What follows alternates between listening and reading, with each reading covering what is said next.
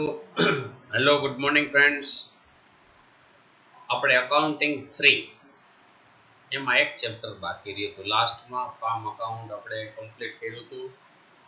Cost account પૂરું થઈ ગયું છે. કોર્પોરેટમાં એક જ ચેપ્ટર બાકી છે. ઇન્કમ ટેક્સ પૂરું થઈ ગયું છે. બીસીસીસીના લેક્ચર પણ સાહેબે ઓનલાઈન લેક્ચર લીધા હતા એટલે એ પણ પૂરા થઈ ગયા છે. એટલે ને થિયરી આપણે ઇકોનોમિક તો શરૂઆતમાં જ પૂરું કરી નાખ્યું હતું. તમારો બધો કોર્સ પૂરો થઈ ગયો છે. કોર્પોરેટમાં એક ચેપ્ટર બાકી છે, ફાઇનલ અકાઉન્ટ. આજે આપણે ચાલુ કરીએ છીએ. ફાઇનલ અકાઉન્ટમાં સ્પેસિમન પણ પૂછાવાના ચાન્સીસ ઘણા છે, એટલે એનું ફોર્મેટ આપણે વ્યવસ્થિત જોવાનું છે. એમાં કાલ્પનિક આંકડા આપણે મૂકવાના હોય. કઈ રીતે તૈયાર કરવું એ આપણે જોઈએ. Chapter number 4 corporate accounting, final accounts of company. આ પીએનએલ અકાઉન્ટ અને બેલેન્સ શીટનું જે સ્પેસિમેન છે એના અંદર એન્ટ્રીઓ કઈ કઈ લખવાની, ફર્સ્ટ સમ આપણે જોઈને ત્યારે ખાસ ધ્યાન રાખજો. નોટ બનાવેલી હશે મેં 12 કે 13. એ નોટ તમને સ્પેસિમેન કહે તો તમારી નોટ બનાવી નાખવાની. પહેલો જ જે સમ ગણીને એટલી એન્ટ્રી અંદર લખ નાખવાની. આંકડા તમારે ભરી દેવાના, 50,000 લાખ આવી રીતના. બરાબર. એના ઉપરથી પીએનએલ અને બેલેન્સ શીટ તૈયાર કરવાના. 20 માર્કનું આ ચેપ્ટર હશે, પણ એન્ટ્રી મૂકશો એટલે મિનિમમ 12 થી 15 માર્ક તો આ ચેપ્ટરમાં આવશે. તો first of all, specimen of profit and loss account as per Companies Act 2013. Profit and loss અકાઉન્ટનું સ્ટેટમેન્ટ આપેલું છે. પર્ટિક્યુલર નોટ, કરંટ યર અને પ્રીવિયસ યર. પ્રીવિયસ યરમાં કોઈ અમાઉન્ટ મૂકવાની જ આપણે નહીં થાય. કરંટ યરમાં જ બધી ડિટેલ્સ, કારણ કે કરંટ યરનું જ આપણે પીએનએલ અકાઉન્ટ બનાવતા હોય, પણ એનું સ્પેસિમેન છે તો કોલમ તૈયાર કરવાની. Number 1, revenue from operation. Revenue sales તમને આપેલું હોય. જો એમાં સેલ્સ રિટર્ન આપેલું હોય તો લેસ કરી અને નેટ અમાઉન્ટ લખવાની છે. એક્ઝામમાં તમારે 7 પોઈન્ટ છે તો 7 પોઈન્ટ કોપી પેસ્ટ કરી નાખવાના છે. લખી જ નાખવાના છે, કાંઈ વિચારવાનું જ નથી. પછી જ રકમ જોવાની છે. બેલેન્સ શીટમાં જેટલી ડિટેલ્સ લખાવેલી છે કોપી પેસ્ટ કરીને લખી નાખવાનું. બીજું નંબર 2, અધર ઇન્કમ. કઈ કંપનીએ અધર ઇન્વેસ્ટમેન્ટ કરેલું હોય તો એનું ઇન્ટરેસ્ટ આવે, ડિવિડન્ડ હોય, ઇન્કમ કઈ હોય અધર તો અહીંયા લખવાની છે. Number 3, total revenue. કંપનીને ટોટલ ઇન્કમ કેટલી થાય તો કે ફર્સ્ટ પોઈન્ટ અને સેકન્ડ પોઈન્ટ આ બેનો ટોટલ કરીએ એટલે ટોટલ ઇન્કમ થાય. અહીંયા ઇન્કમનો પોર્શન પૂરો થઈ જાય. ચોથો પોઈન્ટ આવે એક્સપેન્સ. એક્સપેન્સમાં કયા તો મેં જે નામ લખેલા છે એ તમારે કોપી પેસ્ટ કરીને લખી નાખવાનું. કોસ્ટ ઓફ મટીરિયલ કન્ઝ્યુમ, એમાં પરચેસ ને બધું આવે. Change in inventory of finish goods, ઓપનિંગમાંથી ક્લોઝિંગ લેસ કરવાનો હોય એટલે એ આપણને ચેન્જ મળી જાય. Work in progress, employees benefit expenses, એની આપણે નોટ તૈયાર કરશું. એક્સપેન્સ, સેલેરી ને આવું બધું, પ્રોવિડન્ટ ફંડ ને આવું બધું જે હોય એ આપણે એમાં લખવાનું થાય. એમ્પ્લોઈઝને જે બેનિફિટ્સ મળતા હોય એ આપણે એમાં લખવાના થાય. ફાઇનાન્શિયલ કોસ્ટમાં ઇન્ટરેસ્ટ ઓન બીઓડી કે લોનનું ઇન્ટરેસ્ટ કે કંઈ હોય તો આપણે આમાં લખવાનું થાય. ડેપ્રિસિએશન, ફિક્સ્ડ એસેટ્સના જે ડેપ્રિસિએશન હોય એ આપણે લખવાના થાય.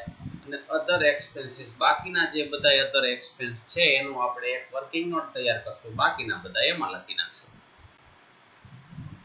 આ બધા એક્સપેન્સનો ટોટલ કરીએ ત્યારે આપણને મળે ટોટલ એક્સપેન્સ. ઉપર આપણી પાસે થર્ડ પોઈન્ટમાં ટોટલ ઇન્કમ છે, આ ટોટલ એક્સપેન્સ.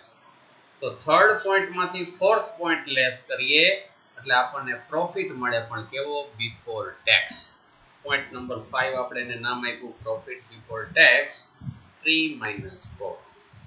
6 માં ટેક્સ એક્સપેન્સીસ. તો આપણે ટેક્સ લેસ કરીએ છીએ, કરંટ ટેક્સ હોય કે ડિફર્ડ ટેક્સ હોય એ લેસ કરીએ એટલે નંબર 7 નો પોઈન્ટ આપણને મળે પ્રોફિટ આફ્ટર ટેક્સ. 5 નંબરના પોઈન્ટમાંથી 6 નંબરનો પોઈન્ટ લેસ કરીએ એટલે આપણને પ્રોફિટ આફ્ટર ટેક્સ મળી જાય. તો અહીંયા આપણું આ પ્રોફિટ એન્ડ લોસ અકાઉન્ટનું સ્ટેટમેન્ટ પૂરું થઈ જાય. ડિટેલ્સ બધી જે આપેલી હોય આપણે વર્કિંગ નોટ તૈયાર કરશું, જેમાં જેમાં લાગુ પડતી હશે એમાં મૂકતું જવાનું છે, એટલે આમાં એન્ટ્રીના માર્ક હોય એટલે આપણને મેક્સિમમ માર્ક મળે.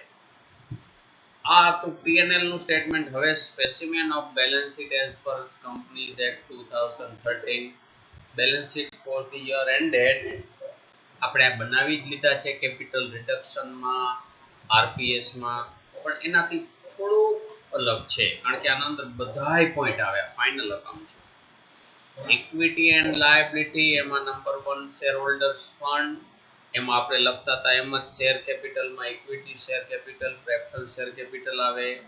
રિઝર્વ એન્ડ સરપ્લસમાં જનરલ રિઝર્વ, P&L અકાઉન્ટ, પછી અધર રિઝર્વ, જેટલું કોઈ પણ રિઝર્વ હોય એ આપણે આ હેડિંગ અંદર આની વર્કિંગ નોટ કરવાની થશે.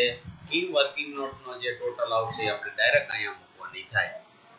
Point number 2 share application money pending allotment, કંપનીએ શેર ઇસ્યુ કરેલા હોય ત્યારે એલોટમેન્ટ વખતે મંગાવેલા ન હોય એવી મની, તો એના આપણે લખવાના થાય. નંબર 3 નોન કરન્ટ લાયબિલિટી, તો એમાં આ બધા પોઈન્ટ જો આમાં જેટલા મેં પોઈન્ટ લખ્યા છે એટલા તમારે એક્ઝામમાં બેલેન્સ શીટ પેલું P&L અને પછી બેલેન્સ શીટ છાપી દેવાના પોઈન્ટ, આટલા ગોખી નાખજો નો યાદ રહે તો બરાબર. પછી વર્કિંગ નોટ કઈ રીતે કરવી ફર્સ્ટ સમ કરશું ત્યારે તમને ખ્યાલ આવી જશે. તો નોન કરન્ટ લાયબિલિટીમાં કઈ કઈ વસ્તુ આવે, તો long term borrowing, deferred tax liability, other long term liability અને long term provision. Number 4 current liability, short term borrowing, trade payables એટલે કે એમાં તમારે creditors આવશે, other current liability અને short term provision, આટલા આમાં હેડિંગ આવશે. તો અહીંયા આપણું બેલેન્સ શીટ માં લાયબિલિટી સાઈડ પૂરી થાય. હવે જુઓ તો એસેટ સાઈડ. એસેટ્સમાં તો આપણે જે બે પોઈન્ટ હતા એ જ non current assets and current assets.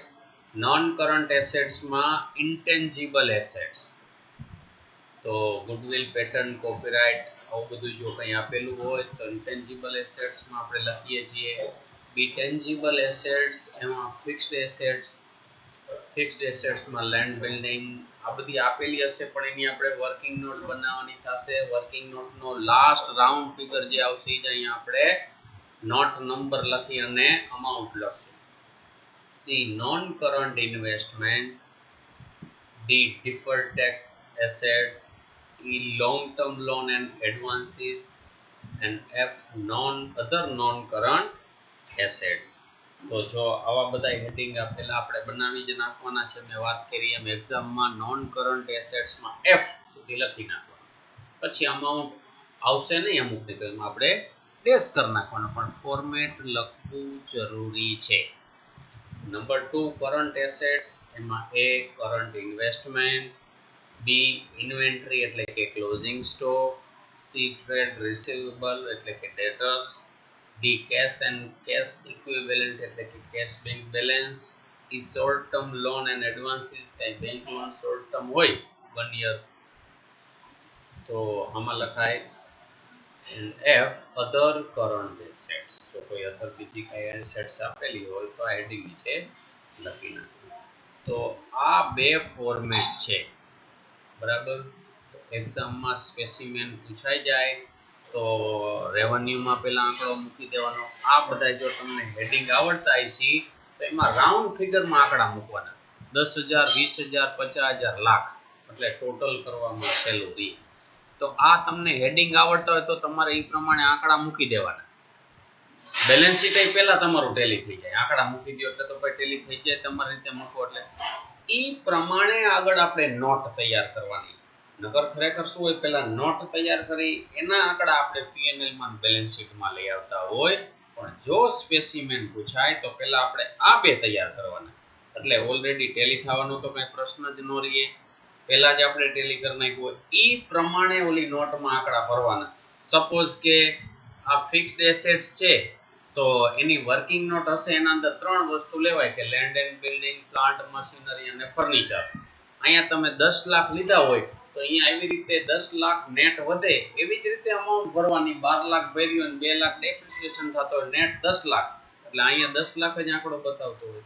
આવી રીતે ઇન્ટેન્જિબલ એસેટ્સ છે તો બે અહીંયા બતાવી હોય ગુડવિલ ને પેટન્ટ, અહીંયા તમે 5 લાખ લખ્યા હોય તો 2,50,000 ગુડવિલ ને પેટન્ટ 2,50,000, એનો ટોટલ 5 લાખ છે, એ તમે અહીં લખ્યો. આવી રીતે કરશો એટલે મેક્સિમમ આ 20 માંથી તમને માર્ક્સ મળશે. બરાબર, એટલે ફર્સ્ટ સમ કરીને એ તમે ખાસ ધ્યાન રાખી લેજો એટલે તમને ખબર પડશે કે આ બધા જે હેડિંગ છે એના નીચે કઈ કઈ એન્ટ્રી આવે, કે આ રિઝર્વ એન્ડ સરપ્લસ છે તો એમાં ભાઈ કઈ કઈ એન્ટ્રી આવે તો મેં વર્કિંગ નોટમાં બતાવેલી હશે. બરાબર, એટલે ફર્સ્ટ સમ જ્યારે આપણે કરીએ ત્યારે થોડું ખાસ ધ્યાન રાખજો. ચાલો સ્પેસિમેન વ્યવસ્થિત લખી લેજો, પરીક્ષામાં પૂછાવાના ચાન્સીસ વધુ છે. બરાબર છે, વ્યવસ્થિત સ્પેસિમેન લખી નાખવાનું. ચાલો નેક્સ્ટ લેક્ચરમાં નેક્સ્ટ સમ આપણે સ્ટાર્ટ કરશું. Okay, thank you very much.